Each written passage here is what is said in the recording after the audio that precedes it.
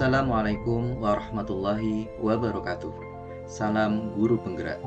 Perkenalkan, nama saya Indra Sagita Hari Fudianto, calon guru penggerak angkatan 7 dari SMA Negeri 4 Tuban. Pada kesempatan ini, izinkan saya untuk memaparkan koneksi antar materi, kesimpulan, dan refleksi modul 1.1. Dalam pendidikan guru penggerak ini, saya mendapatkan bimbingan oleh fasilitator Ibu Dr. Anda Kun Kumariati Endang Agustini MMMPD dan pengajar praktik Ibu Dr. Anda Muniro. Berikut ini adalah pemahaman saya sebelum mempelajari modul 1.1 terkait dengan pembelajaran dan murid di sekolah. Sebelumnya, saya mempercayai bahwa anak hanya lembaran kertas putih seperti yang disampaikan dalam teori tabula rasa.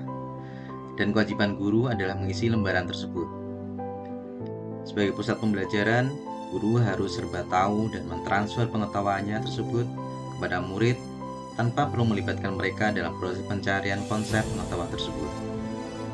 Selama ini, pembelajaran juga lebih berfokus pada aspek kognitif, yaitu pengetahuan dan keberhasilan anak tergantung dari seberapa banyak mereka dapat mencapai KKM yang telah ditetapkan.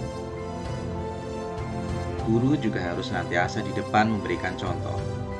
Selain itu, menurut saya pembelajaran terbaik adalah dilakukan di dalam kelas, karena kelas adalah tempat yang memang telah disiapkan untuk belajar, sehingga dalam kelas, anak akan dapat lebih berkonsentrasi dibandingkan pembelajaran di luar kelas.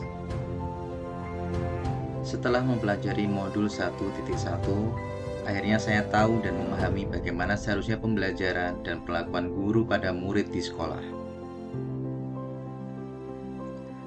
Bahwa anak bukanlah selembar kertas putih, melainkan adalah sebuah kertas yang sudah terisi penuh, namun coretan-coretannya masih buram. Coretan-coretan buram ini dasar anak baik dan buruk yang sudah ia bawa sejak lahir.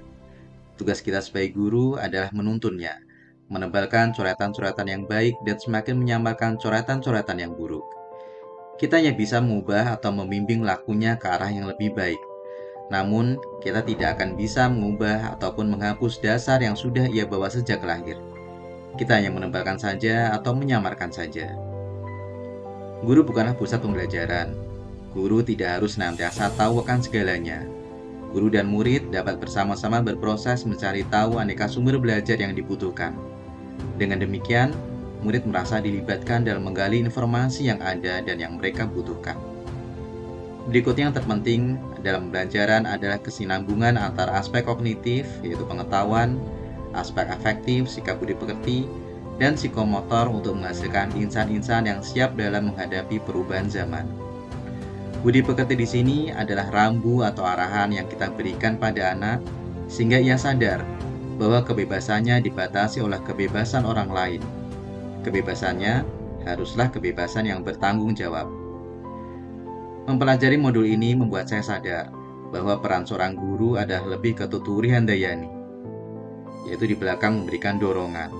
Kita harus memberikan kebebasan, kemerdekaan kepada anak dengan segala kodratnya, sehingga mereka mempunyai inisiatif, berpikir kreatif dan inovatif, agar mampu menemukan sendiri konsep ilmu pengetahuan, bukan hanya sekedar yang didapatkan dari guru. Belajar dapat dilakukan dimanapun. Yang terpenting adalah suasana belajar yang nyaman, yang dapat menginspirasi. Justru dengan pembelajaran di luar kelas, membuat anak dapat menyatu dengan lingkungannya dan mendapatkan pengalaman belajar yang maksimal.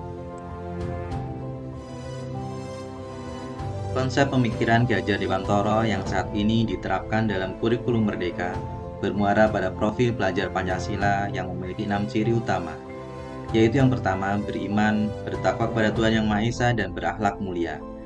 Pelajar Indonesia yang berakhlak mulia adalah pelajar yang berakhlak dalam hubungannya dengan Tuhan Yang Maha Esa. Pelajar Pancasila memahami ajaran agama dan kepercayaannya, serta menerapkan pemahaman tersebut dalam kehidupan sehari-hari. Elemen kuncinya yaitu beriman, bertakwa kepada Tuhan Yang Maha Esa, dan berakhlak mulia adalah akhlak beragama, akhlak pribadi, akhlak kepada manusia, akhlak kepada alam, dan akhlak bernegara. Yang kedua, berkebinekaan global. Pelajar Indonesia mempertahankan kebudayaan luhur, lokalitas, dan identitasnya dan tetap berpikiran terbuka dalam berinteraksi dengan budaya lain. Perilaku pelajar Pancasila ini menumbuhkan rasa saling menghargai dan memungkinkan terbentuknya budaya baru yang positif dan tidak bertentangan dengan budaya luhur bangsa. Elemen kunci berkebinekaan global adalah mengenal dan menghargai budaya, kemampuan komunikasi, interkultural dalam berinteraksi dengan sesama, dan refleksi dan tanggung jawab terhadap pengamalan kebinekaan. Elemen yang ketiga adalah gotong royong. Pelajar Indonesia memiliki kemampuan gotong royong, yaitu kemampuan pelajar Pancasila untuk melakukan kegiatan secara bersama-sama dengan sukarela agar kegiatan yang dikerjakan dapat berjalan lancar, mudah, dan ringan. Elemen kunci gotong royong adalah kolaborasi, kepedulian, dan berbagi. Elemen keempat yaitu adalah mandiri. Pelajar Indonesia adalah pelajar mandiri, yaitu pelajar Pancasila yang bertanggung jawab atas proses dan hasil belajarnya. Elemen kunci mandiri adalah kesadaran akan diri dan situasi yang dihadapi dan regulasi diri. Elemen kelima, bernalar kritis. Pelajar yang bernalar kritis adalah pelajar Pancasila yang mampu secara objektif memproses informasi baik kualitatif maupun kuantitatif, membangun keterkaitan antara berbagai informasi, menganalisis informasi, mengevaluasi dan menyimpulkannya. Elemen kunci bernalar kritis adalah memperoleh dan memproses informasi dan gagasan, menganalisis dan mengevaluasi penalaran, merefleksi pemikiran dan proses berpikir, dan mengambil keputusan. Elemen yang terakhir dalam profil pelajar Pancasila adalah elemen yang keenam, yaitu kreatif. Pelajar yang kreatif adalah pelajar Pancasila yang mampu memodifikasi dan menghasilkan sesuatu yang orisinal, bermakna, bermanfaat, dan berdampak. Elemen kunci kreatif adalah menghasilkan gagasan yang orisinal dan menghasilkan karya serta tindakan yang original. Penerapan modul 1.1 yang akan saya terapkan setelah mempelajari modul 1.1 ini adalah yaitu yang pertama, tidak memaksakan sesuatu kepada anak dan memberikan mereka kebebasan untuk belajar sesuai dengan kemampuannya. Kedua, menuntun anak untuk menjadi versi terbaik dari diri mereka dan menuntun mereka menjadi insan yang berbudi pekerti luhur sesuai dengan kodrat alam dan kodrat zaman, serta menghargai perubahan dan kebudayaan yang ada. Demikian yang dapat saya sampaikan. Guru penggerak, tergerak, bergerak, menggerakkan. Assalamualaikum warahmatullahi wabarakatuh.